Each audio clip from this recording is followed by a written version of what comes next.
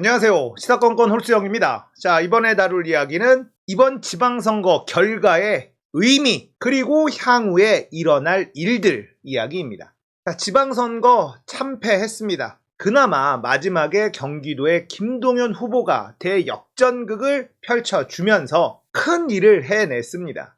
경기도의 승리가 가지는 의미가 또 남다른데요. 이 부분도 한번 분석해 드리겠습니다. 자, 본론으로 들어가기 전에 광고 빠르게 갑니다. 더 산삼류 야생 산양 산삼 추출액 원액 100%. 산삼 씨앗을 산에다 뿌려놓고 6, 7년 동안 산에서 아무것도 손대지 않고 그냥 자라게 만든 것, 이걸 야생 산양 산삼이라고 합니다. 이 야생 산양 산삼 추출액 99% 더 산삼류예요. 구매할 때 옵션란에 시사건건 입력하시면 1+1 홍삼 가격으로 산삼을 느껴보세요. 많이 쓰지 않고 부드러워서 먹기에도 아주 편합니다. 더 산삼류입니다. 자, 지방선거가 끝나자마자 이런 기사가 올라오기 시작합니다. 지방선거 참패, 민주당 지도부 전원 사퇴, 이재명 책임론에 계파 갈등 본격화, 예상된 수순으로 흘러가죠. 지방선거 패배하게 만들어 놓고 이재명 책임론 들고 나올 것이다. 그리고 당권을 잡는데 이 이낙연계들이 일명 수박들이 전력을 다할 것이다. 우리가 이런 예측을 해왔죠. 아니나 다를까 발빠르게 이런 일들이 벌어지고 있습니다.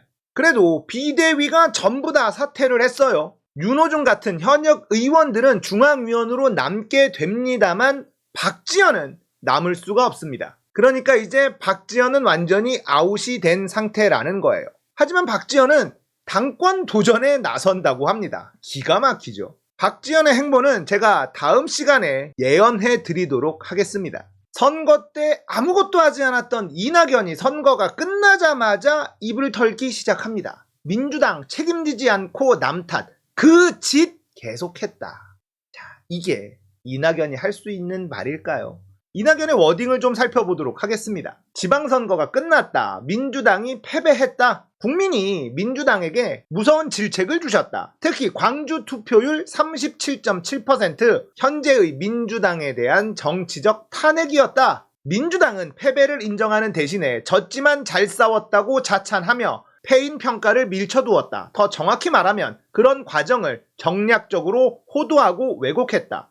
그런 방식으로 책임자가 책임지지 않고 남을 탓하며 국민 일반의 상식을 행동으로 거부했다. 출발부터 그랬으니 그 다음 일이 제대로 뒤따를 리 없었다. 책임지지 않고 남 탓으로 돌리는 것. 민주당은 그 짓을 계속했다. 이런 얘기를 했습니다. 자, 이번 지방선거는 광주의 투표율을 보면 정확하게 진단을 할 수 있습니다. 민주당이 못했다.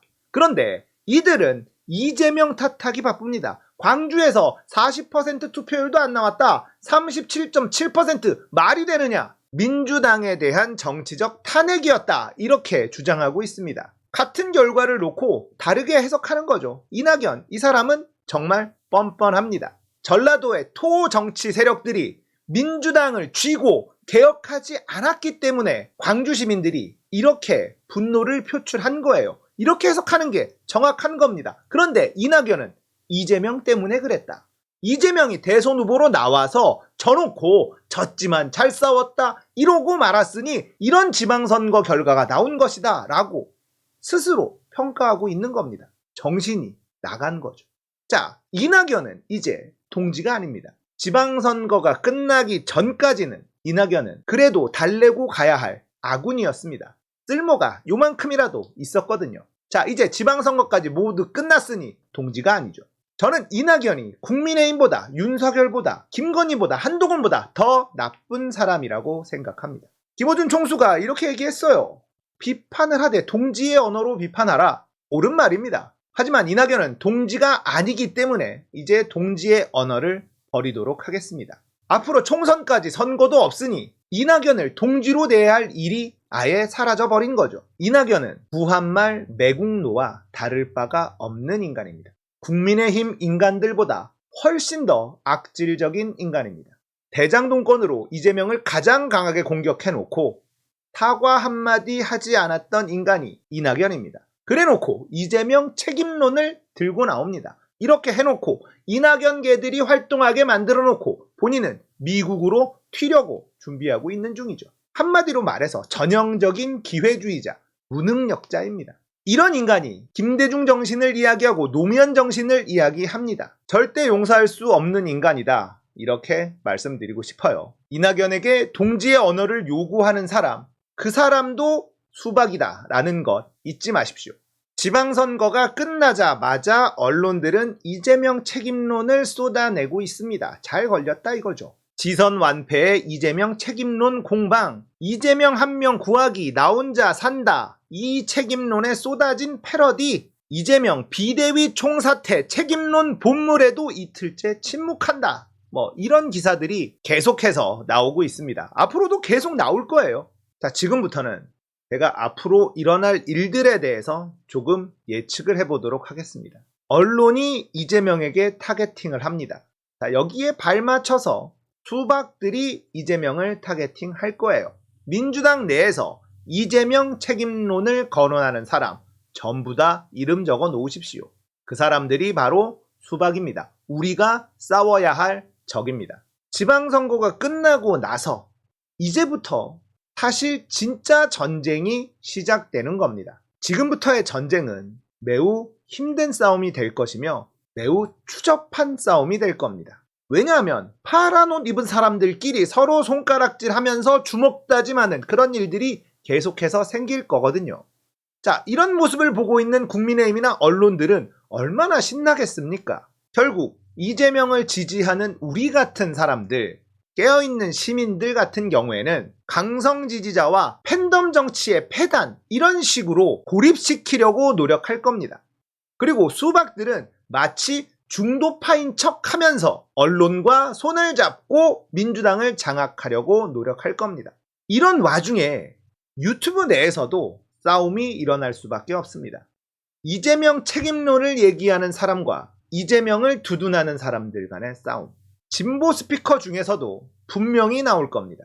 자, 이런 모양새 전체적으로 봤을 때 국민의힘을 지지하지 않는 사람들, 민주당을 적극적으로 지지하지 않는 사람들, 이런 사람들이 봤을 때 굉장히 볼썽사나운 그런 싸움이 될 거예요. 언론들이 그렇게 부풀리기도 할 거고요. 그렇기 때문에 매우 추접한 싸움이 진행이 될 거다라고 말씀을 드리는 겁니다. 그런데 우리는 이 싸움을 절대 피해서는 안 됩니다. 우리끼리 싸우면 안 된다라고 이야기하는 사람들, 그 사람들도 수박이라고 볼 수 있습니다. 지금은 우리 내부의 적을 정확하게 갈라내야만 합니다. 그래야 대한민국의 민주주의를 구할 수 있습니다. 대한민국을 개혁할 수 있습니다. 여기에서 타협하는 순간 결국은 개혁하지 못하는 일이 발생할 거예요. 아마 저도 많이 공격당할 겁니다. 일단 저는 여러분에게 확실하게 말씀드립니다. 이재명을 중심으로 민주당이 다시 뭉치고 민주당 자체를 개혁해내지 못한다면 대한민국의 민주주의는 30년은 후퇴할 것이다. 그러니까 이재명 중심으로 민주당 개혁해야 된다. 이게 저의 일관된 스탠스일 겁니다. 지방선거 패배에서 우리들이 느낄 가장 큰 일이 무엇이냐라고 한다면 바로 뉴스공장 폐지가 될 것이다. 이렇게 예측합니다. 서울시장, 서울시의회 전부 다 국민의힘에게 넘어갔습니다. 저들이 김어준의 뉴스공장을 그냥 내버려 둘 리가 없지 않겠습니까? 그동안에는 서울시의회가 막아주고 있었습니다만 이제는 서울시의회까지 넘어갔어요. 어떤 식으로든 김어준의 뉴스공장을 폐지시키려고 할 겁니다. 그리고 저들은 뻔뻔하기 때문에 그냥 밀어붙일 거예요. 우리가 좀 배웠으면 하는 그런 부분이기도 하죠. 저들은 힘이 있을 때 눈치 안 보고 써버리거든요. 그렇기 때문에 김어준의 뉴스공장은 굉장히 위험해질 거다. 저는 이렇게 예측합니다. 그렇다고 김어준이 사라질 것이냐? 그렇지는 않을 것이다. 자, 제가 며칠 전 김어준과 박지원에 대한 이야기를 영상으로 만든 적이 있습니다. 영상을 보지 않고 비난의 댓글을 다신 분들이 너무너무 많더라고요. 제가 하고 싶었던 이야기는 그거예요. 지엽적으로 김어준의 방법론이 마음에 들지 않을 수는 있지만 김어준을 비난해서는 안 된다. 김어준이 없었다면 대한민국의 민주주의는 엄청나게 후퇴했을 것이다. 김어준은 우리의 소중한 자산이다. 정리하면 이런 내용이었습니다. 김어준의 뉴스공장이 사라지게 되면 기울어진 운동장의 이 언론 지형에서 균형을 잡아줄 큰 스피커 하나를 잃게 될 거예요. 이게 이번 서울시 선거를 패배한 가장 큰 여파로 다가올 것이다. 저는 이렇게 예측해요. 이 일이 일어나지 않기를 간절히 바라지만 저놈들은 그냥 밀어붙이거든요. 그리고 민주당 내에서 김어준을 비판하는 사람들이 등장하기 시작할 겁니다. 그 사람들도 이름 적어 놓으십시오. 김용민 의원의 페이스북입니다. 이 글에 핵심이 담겨 있습니다. 개혁을 해서 실패했다는 의견과 개혁을 하지 못해서 외면받았다는 의견이 팽팽하게 맞서고 있습니다. 그래서 전당대회가 매우 중요할 것 같습니다. 민주당의 정체성을 확립하고 당원과의 관계, 당원이 진정한 주인이 되는 당, 이것이 중요한 이슈가 될 것 같습니다. 개혁을 해서 실패했다는 사람들 전부 다 우리의 적으로 간주해야만 합니다. 개혁하지 못해서 대선 지고 지선 진 거예요. 당내에서 이 두 의견이 팽팽하게 맞서고 있다는 이야기. 소름 끼치지 않습니까? 수박들의 세력이 당내에서 엄청나게 많다는 걸 김용민 의원의 이 글을 통해서 우리가 확인할 수가 있습니다. 자, 대선 패배, 지선 패배, 어디서부터 출발됐는지 제가 딱 집어서 말씀드리겠습니다. 조국 전 장관 때부터입니다.